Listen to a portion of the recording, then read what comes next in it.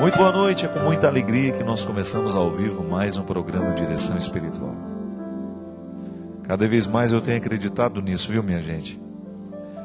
Que o cuidado de Deus muitas vezes na minha vida é fechar portas. Interessante, né? Como nós temos dificuldade de entender o amor no momento que alguma coisa nos é negado. É assim com a nossa mãe, com o nosso pai, né? Quando você pede a ela alguma coisa, ela fala não para você. Talvez não agora mais, mas em outros momentos da sua vida. E você, porque não sabia compreender o motivo do não, achava que ela não te amava, que era desaforo, né? Só depois, com a experiência do tempo, de amadurecer, de ser pai também, quem sabe, de ser mãe também, é que você descobre que boa parte das demonstrações de amor do seu pai, da sua mãe na sua vida, vieram através de nãos. Restrições que eram absolutamente necessárias. Restrições que eram absolutamente favoráveis a você. Eu fico pensando que conhecer o amor de Deus na nossa vida é justamente ser capaz de entender os nãos. Hoje eu estava ouvindo aquela música antiga, lembra do Gonzaguinha? Como é que é o tom, Christian? Acho que é esse tom mesmo, vai. Quem me chamou, quem vai querer voltar pro ninho, descobrir seu lugar. Aí o refrão, que é a parte que eu quero. Você verá que é mesmo assim, a história não tem fim. Continua sempre que você responde sim. Na sua imaginação, para sua imaginação, a arte de sorrir cada vez que o mundo diz não.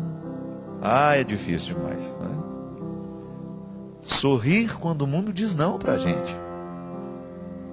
Sorrir quando você tem que enfrentar o não da vida. Porque não é sempre que acontece como nós queremos. As pessoas morrem antes da hora, né? Na nossa compreensão. As pessoas vão embora antes do tempo. A gente nunca está satisfeito com o que a gente viveu, com o que a gente teve. Então, como é difícil a gente lidar com o não que a vida nos deu. Ah, mas eu queria tanto isso para mim, padre, e não tive. E aí você descobrir a arte de sorrir, mesmo quando o mundo diz não. Gonzaguinha sabia das coisas. Já estava mergulhado na sensibilidade do mundo, ou de conhecer as verdades que nem sempre nós somos capazes de compreender num primeiro momento. O não como lugar do amor, minha gente. Eu entendo o cuidado de Deus na minha vida assim, me permitindo, mas também me negando muito. Não é para você, não é a hora. E você ter que administrar na sua vida os nãos, e mesmo assim você continuar sorrindo. Não um sorriso bobo, não. Aquele que nasce da convicção mais profunda de que você fez a coisa certa. Esse é o maior conforto, minha gente, que nós podemos experimentar na vida. É um conforto existencial, de você saber que você fez a coisa certa. Que você, apesar de ter tido tantas dúvidas naquele momento, de ter sido tão difícil, de ter sido tão pesado, de você chegar à conclusão de que você fez a escolha certa. A arte de sorrir cada vez que o mundo diz não. O mundo lhe disse não, mas você descobriu naquele não uma oportunidade de crescimento, uma oportunidade de superação. A maturidade que nós tanto precisamos alcançar consiste em a gente entender os nãos que o nosso Pai nos deu, que o nosso irmão, que o nosso amigo, que a vida nos deu. A psicologia nos ajuda a entender que necessário é o sim, a permissão, claro. Mas o não também, ele é profundamente educador. Porque muitas vezes nós vamos querer aquilo que não nos convém. Muitas vezes nós queremos o que não é para nós. Muitas vezes queremos o sonho que não nos cabe, ou o projeto que não é para a nossa vida. E de repente alguém que nos ama vem e nos ajuda a entender que não é bem assim. Essas crises são tão necessárias na nossa vida, não é verdade? A arte de sorrir cada vez que o mundo diz não. Quantas vezes na minha vida eu encontrei com pessoas que já estavam visitadas pela sabedoria que os nãos provocaram nelas. Olhando mesmo para a minha vida. Essa semana a gente estava falando de algumas dificuldades que foram próprias da nossa história. Eu, a minha mãe, a gente conversando, né? Com mais alguns amigos por perto. E nós recordando muitas dificuldades e muitas negações que a vida nos estava nos fazendo naquela hora. E depois de tanto tempo vivido, a gente se sentir reconciliado com tudo isso, não é? E entender que a dificuldade daquele momento me ajuda a ter a convicção que hoje posso ter sobre as coisas, uma convicção que considero positiva, porque me ajuda a viver bem, me ajuda a ser feliz. Não me ajuda a ser um bobo alegre, porque isso eu não quero ser. Eu quero ser um homem feliz, que sabe acolher a melancolia, que é própria do meu temperamento, mas sem perder o bom humor, sem perder a alegria, a leveza, que nós podemos descobrir nas pequenas coisas. Eu não quero desperdiçar a minha vida com os nãos que eu recebo. Eu quero é promover a minha vida a partir deles. Já recebi tantos nãos, mas quando olho para o não que recebo, eu tento identificar e investigar nos avessos dele o que é que está ali como prova do amor de Deus na minha vida. Eu tenho pedido muito essa graça a Deus, sabe? Que só aconteça aquilo que Ele realmente quer para mim. Eu não quero forçar a barra, sabe, da existência e da vida. Eu quero que aconteça na minha vida aquilo que é de fato a vontade dEle para mim. Aí eu vou acreditar que o Christian é, porque é um amigo que me ama, eu sei, que respeita quem eu sou. Aí eu acredito que Deus age na minha vida através do Christian. Aí eu acredito que Deus age na minha vida através do China. Aí eu acredito que Deus age na minha vida através da minha mãe, da Dona Augusta, da Cidinha, da Célia, da Luzia, do Eto. De tantos amigos que eu tenho esparramado por esse Brasil. E aqui eu diferencio bem, sem medo de ofender, amigos e conhecidos que me amam muito e que eu ainda não tive a oportunidade de ser amigo deles, como eles são comigo. Hoje eu estava brincando lá no Facebook, né? É tão fácil, você clica no rostinho de uma pessoa que você nunca viu na vida, aí o Facebook fala assim para você: pronto, vocês são amigos agora. Quem dera fosse assim, né? Tá certo, eu entendo a singeleza do gesto. Eu estou trazendo para participar da minha página pessoas que eu não sei quem são, mas eu estou partindo do princípio de que elas são as minhas amigas, que elas me querem bem, que elas fazem questão de me ter por perto, de ouvir a minha palavra, de ver as minhas fotografias, que é o que o mundo do Facebook oferece, de conhecer as minhas notícias. E eu olhar, só não estou adicionando caretinha e paisagem. Os bichinhos, né? Mas serão todos bem-vindos para fazerem parte da minha vida assim. Falo desses amigos que nos conhecem de verdade, que são aqueles que você pode pegar o telefone, ligar e saber que você vai ouvir ali, daquela pessoa, uma palavra que esteja de acordo com a vontade de Deus para a sua vida. Oh, meu Pai, que conforto isso. Você ter amigos que você sabe que dirão para você o que Deus gostaria que você soubesse. Já parou para pensar nisso? Que você precisa qualificar os seus amigos, a escolha dos seus amigos tem que partir deste princípio. Ele será uma voz de Deus na minha vida. Ele não vai me amar com egoísmo, ele não vai me dizer o que é só interesse dele para mim, não.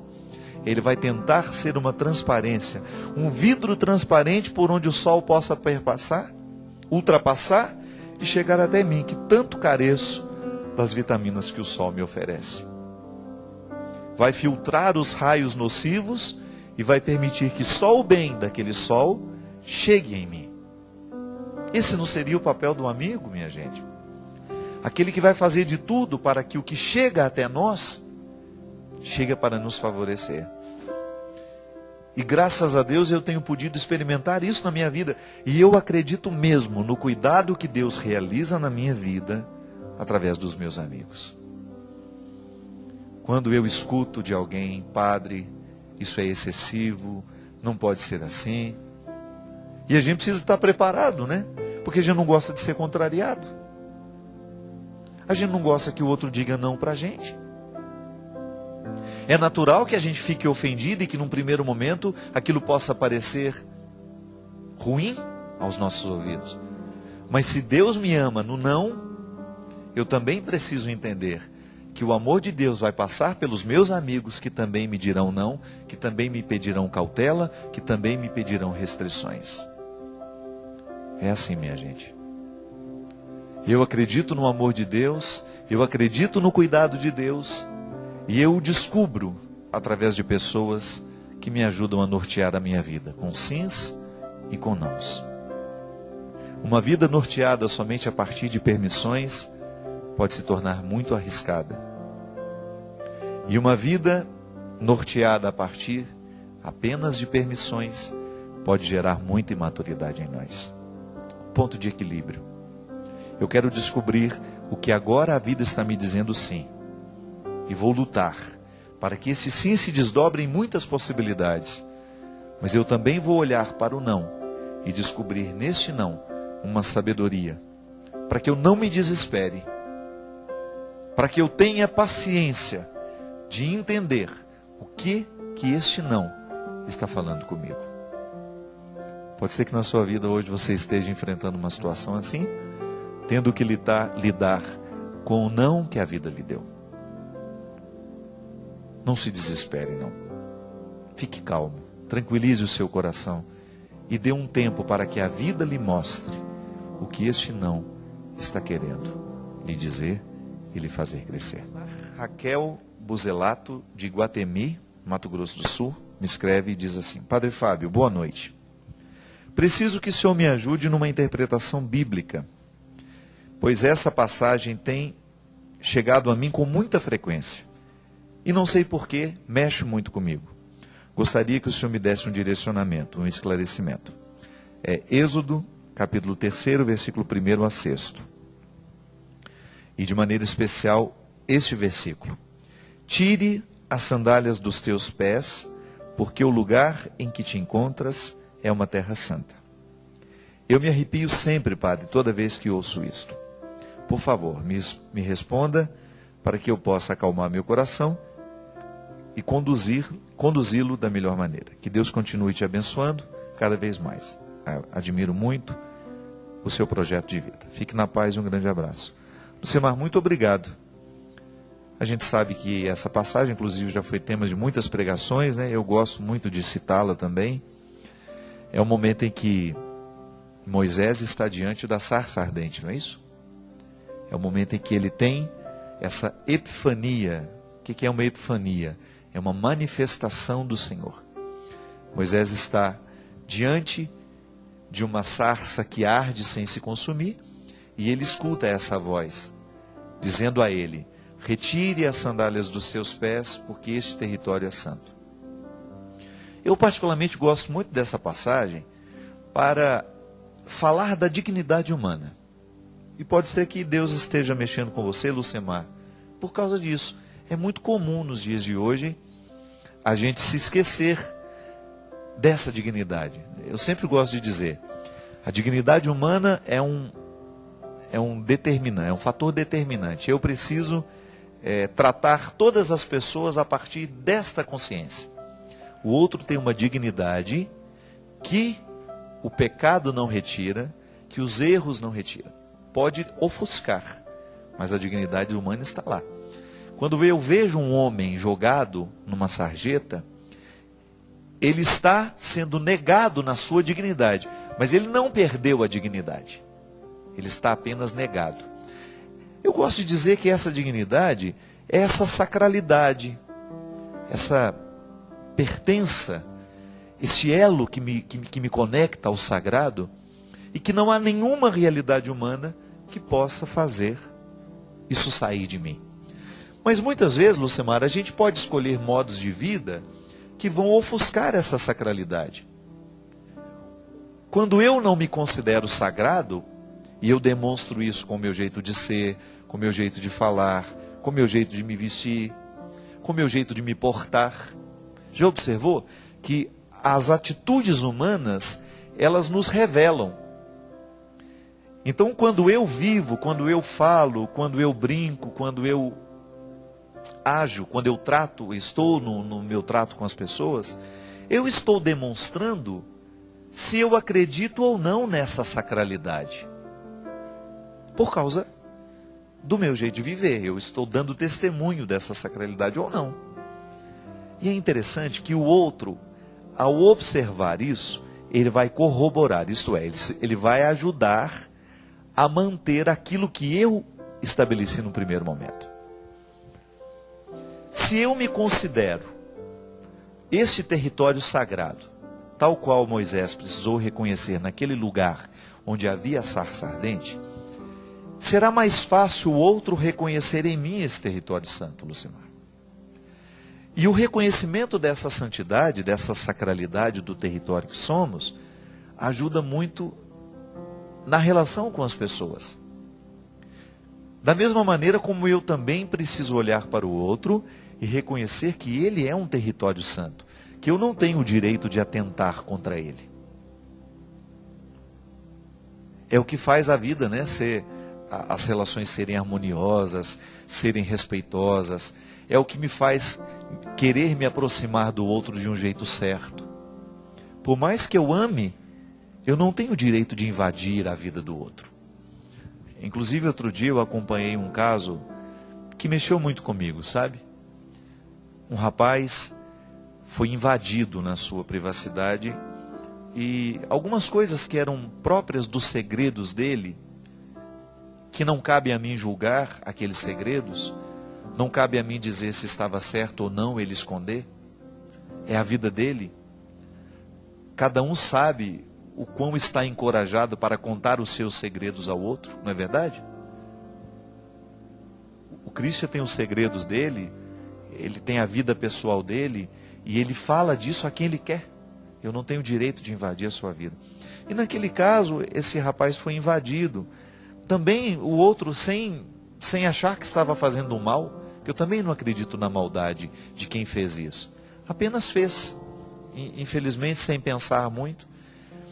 E aquele rapaz estava tão desolado, gente, porque a vida dele foi exposta de um jeito que ele não queria. Ele não tinha planejado que fosse exposto daquele jeito, daquela forma. E aquilo me fez pensar tanto, gente. Aquilo me fez pensar tanto na sacralidade do outro, no direito que o outro tem de se reservar e de dizer o que precisa dizer só na hora que ele estiver preparado para isso. Que por mais santa que seja a minha intenção, eu não tenho o direito de invadir a vida do outro, porque às vezes isso pode provocar a morte do outro. Na tentativa de ajudar, às vezes nós causamos um caos ainda pior do que aquele que ele já enfrenta e tenta esconder. E às vezes, Lucimar, nós fazemos isso. Às vezes nós entramos no território do outro e nós esquecemos que aquilo para ele é santo, que aquilo para ele é sagrado. Eu tiro como exemplo uma coisa muito simples que aconteceu comigo há muitos anos atrás. Eu ainda era seminarista. E eu me lembro que me incomodava muito ver a Bíblia da minha mãe cheia de coisa. Era tanto papel, Cristian, era tanto papel, tanto papel. Parecia um baú a Bíblia dela. Se a Bíblia tinha essa espessura, a da minha mãe tinha isso aqui, pelo tanto de coisa que ela colocava. Era oração disso, era foto daquilo, e tinha umas folhinhas assim pequenininhas, tinha papel de bala. E eu me lembro que eu falei assim, mãe, pelo amor de Deus, essa Bíblia da senhora está precisando de uma limpeza.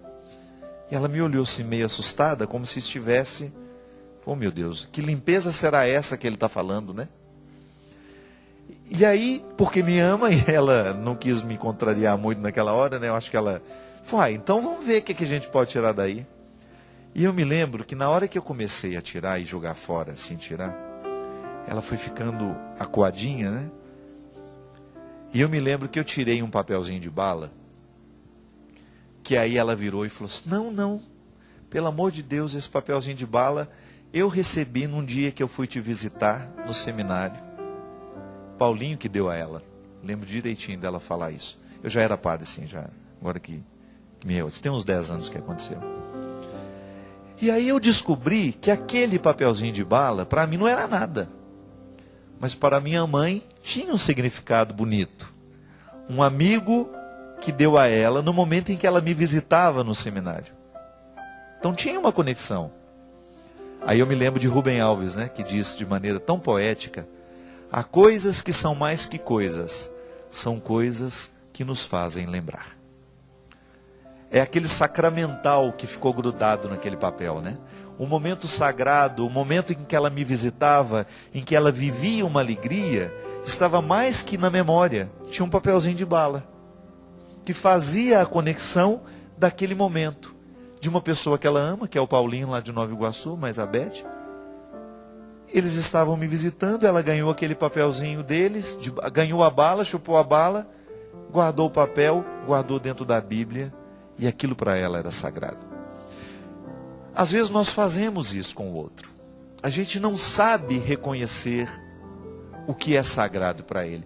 E às vezes nós consideramos que pode ser uma bobagem, que pode ser um excesso, e não. Para ele aquilo tem significado. E às vezes, Leucimar, a gente precisa ter a consciência desse limite. Por mais que eu ame aquela pessoa, eu ainda não tenho o conhecimento de tudo que para ela é realmente importante. E a vida vai nos dar a oportunidade de conviver, de estar juntos, para que a gente possa descobrir um pouco, né? O que é sagrado para o outro, o que eu tenho direito de invadir e o que eu não tenho direito de invadir. Porque uma coisa é certa, minha gente, o amor não nos autoriza tudo. É seu filho, mas o amor que você tem por ele não lhe autoriza a invadir tudo. Há coisas que pertencem ao seu filho, que ele vai dizer a você na hora que ele estiver preparado para isso, que ele vai dizer a você se ele quiser. As situações, as mais íntimas do nosso coração, as nossas maiores vergonhas, a gente só vai partilhar no momento em que nós estivermos preparados para isso. O que você, mãe, pode fazer é, se você desconfia que seu filho tem algo a lhe dizer de muito importante, prepare a confiança. Porque não é arrancando a porta do quarto dele, não é arrancando a senha da internet dele, não é arrancando as portas do guarda-roupa, que você vai arrancar os segredos do seu filho. Segredos sagrados não se arrancam na pancada, na violência. Segredo sagrado se conquista na confiança. E depois de conquistado esse direito, é amar como se fosse o último dia da vida. Por mais que aquilo lhe entristeça, por mais que aquilo lhe deixe acabrunhado, entristecido, não é verdade? Então pode ser, minha filha, que essa passagem esteja mexendo com você, porque você esteja carecendo de reconhecer essa sacralidade que você é e também reconhecer a sacralidade do outro. E nós, que não fizemos a pergunta, de alguma forma podemos tocar isso também, né? Como é que você lida com aquilo que é sagrado para você? Como é que você lida com aquilo que é sagrado para o outro? Como é que você está cuidando desse território santo que é você? E como é que você está cuidando e interpretando o território santo que é o outro? Nós vamos para um rápido intervalo e a gente volta já já com o programa de Direção Espiritual. Amor tão grande, amor tão forte, amor suave